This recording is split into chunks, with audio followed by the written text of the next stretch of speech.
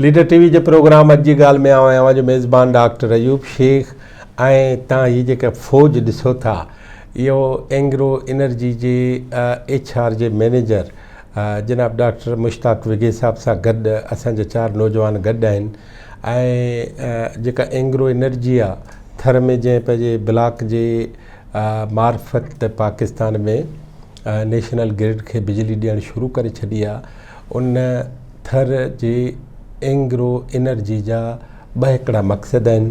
हिकिड़ो त लाइट वसीले एनर्जी पहुचाइजे, ॿियो इंसानी दिमाग़ जेके आहिनि उन्हनि खे एनर्जाइज़ कजे। दिमाग़ अवली मौजूदु आहिनि, वसीला कोन्हनि, माण्हू अवली मौजूदु आहिनि, मौक़िया कोन्हनि, इंसान अवली मौजूदु आहिनि पर उन्हनि जी हैसियत कान्हे। एंग्रो एनर्जी पारां उन जे HR जे हिन शोबे जे डॉक्टर मुश्ताक विगे साहब खे असां गुज़ारिश कई ऐं हू पंहिंजे नौजवाननि सां गॾु हिते मौजूदु आहे ऐं लीडर टीवी पाण खे ख़ुशि नसीब थी सम्झे त अॼु सिंध जे नौजवाननि खे, सिंध जे ॿारनि खे उन्हनि जो तारीफ़ बि कराए जेके कुझु न कुझु थिया आहिनि, कुझु न कुझु थियणु चाहिनि था, उन्हनि जा के ख्वाब बि आहिनि जंहिंजी साबिया चाहिनि था। अचो त सभ खां अवल डॉक्टर मुश्ताक साहब सां ॻाल्हायूं। साईं अस्सलाम वालेकुम। वॾी महिरबानी। ऐं आउं मुख़्तसिर पुछणु थो चाहियां त अवां जेको एंग्रो एनर्जी या थर फाउंडेशन या उनजे पॉलिटेक्निकल या हुनरी सिख्या जे हवाले सां हीअ जेको प्रोजेक्ट आहे अव्हांजो, इन प्रोजेक्ट जे हवाले सां जेकॾहिं लीडर टीवी जे ॾिसंदड़नि खे कुझु ॿुधाए सघो। जी बिल्कुलु, सभिनी खां पहिरियों तमामु घणी महिरबानी इनवाइट करण लाइ। असां तक़रीबन 2018 में इहो हिकिड़ो प्लान कयो जो कहिड़े तरीक़े सां असां जेके थर जा नौजवान आहिनि उन्हनि खे टेक्निकल एजुकेशन में कहिड़े नमूने सां असां उन्हनि खे वधाए सघूं था। इन सिलसिले में जॾहिं असां हिकिड़ो गवर्नमेंट जो जेको इंफ्रास्ट्रक्चर आहे उनखे ॾिठो त असांखे मिठी शहर में हिकिड़ो पॉलिटेक्निकल इंस्टीट्यूट हो, उहो असांखे नज़र आयो जेको स्टेवटा जे थ्रू हलंदो आहे। पर डेफिनेटली हिकिड़े जेके बि वसीला हूंदा आहिनि उन्हनि जो हिकिड़ो असां ॾिसूं पिया जो प्रॉपर इस्तेमालु न पियो थी सघे बिकॉज ऑफ सर्टेन रीज़न्स। उन जेके ॾिसंदे असां सिंध गवर्नमेंट जे स्टेवटा इदारे सां बि ॻाल्हायो ऐं उन्हनि इन खे ॾाढी पॉज़िटिव असांखे रिस्पॉन्स कयो ऐं उन्हनि में हिकिड़ो प्रोग्राम हूंदो आहे इंस्टीट्यूट मैनेजमेंट कमेटी जंहिंमें लोकल इंडस्ट्री उन्हनि जे गवर्नमेंट जो उन इदारे खे अडॉप्ट कंदी आहे ऐं डिफरेंट प्रोग्राम्स खे पोइ एडमिनिस्ट्रेटिवली रन कंदी आहे। त उहो उन्हनि जी महिरबानी जो उन्हनि असांखे इहो हैंड ओवर कयो। जॾहिं असांखे हैंड ओवर थियो त असां उनजो हुते पहिरियां त सिर्फ़ु ऐं सिर्फ़ु छो जो थर में इलेक्ट्रिकल टेक्नोलॉजी ही मैकेनिकल हुई कोन। लोकल इंडस्ट्री में या ओवरऑल इंडस्ट्री में मैकेनिकल अल्टीमेटली तमामु घणी रिक्वायर्ड हूंदी आहे। त उन में अगेन असां सिंध गवर्नमेंट वटि वियासीं, उन्हनि खां असां हिन जी परमिशन वरिती, उन्हनि असांखे हिकिड़ो मैकेनिकल जो प्रोग्राम अप्रूव कराए ॾेई छॾियो। जॾहिं असां वटि इहो प्रोग्राम अची वियो त असां हुते लोकल थर जे ॿारनि में ई असां हिकिड़ो जीअं एप्टीट्यूड टेस्ट हूंदा आहिनि यूनिवर्सिटीज़ में, उहो 2018 में जेको पहिरियों बैच असां खयो उहो असां हुते खयो। तक़रीबन 750 ॿार हुआ जेके हुन टेस्ट में अपीयर थिया ऐं तक़रीबन हुन मां अराउंड को 90 ॿार सिलेक्ट थिया इन प्रोग्राम में। उन 90 ॿारनि खे असांजी तरफ़ां फुल स्कॉलरशिप हुई जंहिंमें स्टाइपेंड, उन्हनि जो फेयर, छो जो मिठी में आहे पर ॿार सॼे थर मां ईंदा आहिनि त इहो ॾाढो स्कैटर्ड आहिनि, माना सिटी वांगुरु न हूंदो आहे, स्कैटर्ड एरिया आहिनि कि इस्लामकोट जा ॿार आहिनि परे परे जा। इन जे अलावा असां उन्हनि खे यूनिफॉर्म्स, उन्हनि जी tuition fees, examination fees, books ऐं हुन जे अलावा इहो त माना असां डायरेक्टली उन्हनि ते इन्वेस्ट कयो।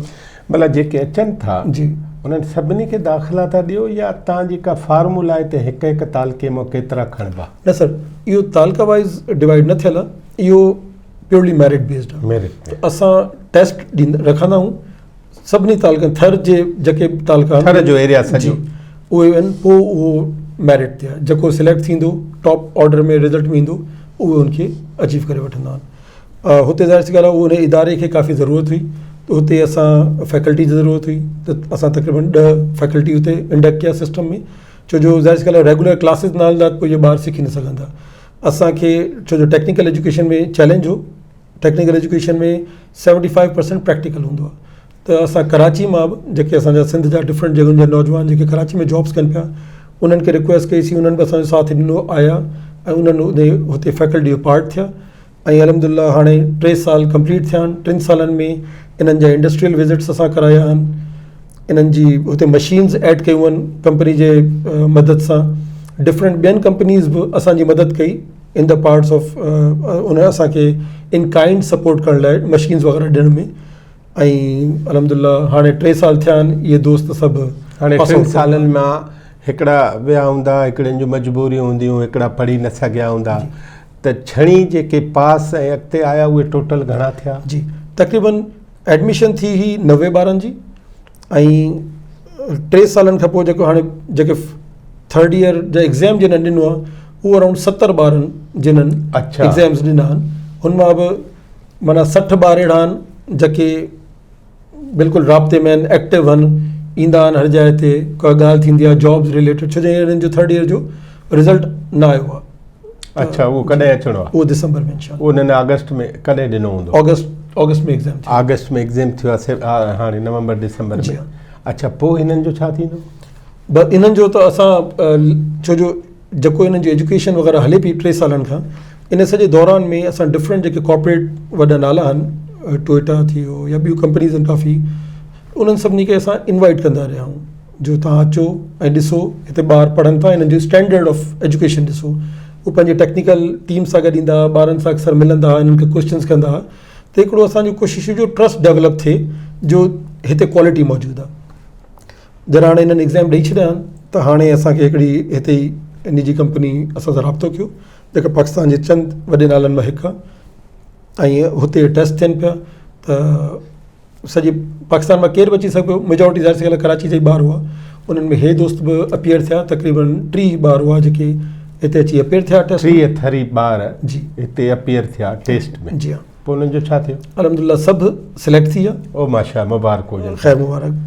ऐं पर हुन मां तक़रीबन हफ़्ते खनि में कुझु ॿार जीअं ड्रॉप आउट जो हूंदो आहे, 2-3 ॿार विया हलिया, 26 ॿार हींअर आहिनि जेके एक्टिवली हिते जॉब कनि वेठा, ट्रेनिंग्स हिननि जूं हलनि थियूं ऐं पंहिंजी कैरियर जो आगाज़। उन्हनि में 4 ही आहिनि? उन में 4 है दोस्त। अच्छा, मूंखे हिकिड़ो आख़िरी सुवाल जो जवाबु ॾियो। जॾहिं तव्हां मुख़्तलिफ़ कारपोरेट सेक्टर जे माण्हुनि खे, मुख़्तलिफ़ मल्टानेशनल कंपनियुनि खे थर घुरायो, उन्हनि खे सॾायो त चए असांजी अहलियत, असांजी क्वालिटी ऑफ एजुकेशन ॾिसो, त उन्हनि जो मजमूई रवैयो छा हो? सही मजमूई रवैयो त सभिनी खां वॾो हैरत जो इज़हार कंदा।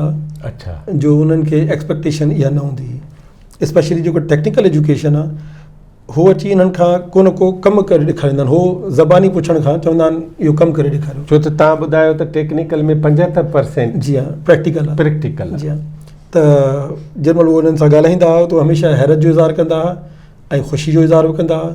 ऐं असांजो जेको सभिनी खां वॾो चैलेंज हो, असां चवंदासीं जो तव्हां हिते कंहिं चैरिटी सां न अचो, जो कंहिं ग़रीब जी हमदर्दी न कयो। वाह। तव्हां अची मैरिट ॾिसो, तव्हांखे सम्झ अचे थी त ठीकु आहे, जे न ईंदी त असां अञा महिनत करे अञा पाण खे इम्प्रूव कंदासीं, पर इहो इंटेंशन ख़तमु कयो जो का हमदर्दी आहे, मैरिट ॾिसो, असांखे मौक़ो ॾियो ख़तमु। माना गुरबत ऐं परे फ़ासिला इहे सभु हाणे श्रिंक थी विया। इहे श्रिंक थी विया अहलियत जे अॻियां, बिल्कुलु अव्हांजे हिमत जे अॻियां सभु शयूं बसि हिमत इन्हनि दोस्तनि कई आहे।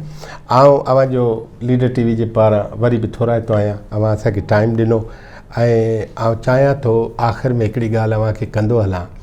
सॼी सिंध में, सॼी दुनिया में हींअर त वर्चुअल वर्ल्ड आहे ऐं माण्हू खे जिस्मानी तौरु न बि अचिणो पए, पर हांगकांग में वेठा हुजो या चेक रिपब्लिक में वेठा हुजो, अमेरिका में हुजो या रूस में हुजो, चाइना में हुजो या बगदाद में हुजो, जिते बि अव्हांखे अहलियत नज़र अचे, असां उन्हनि अहलियतुनि खे ईअं ई ॾेखारणु चाहियूं था जीअं अॼु असां डॉक्टर मुश्ताक साहब सां वेठा आहियूं, जीअं हिननि ॿारनि सां वेठा आहियूं।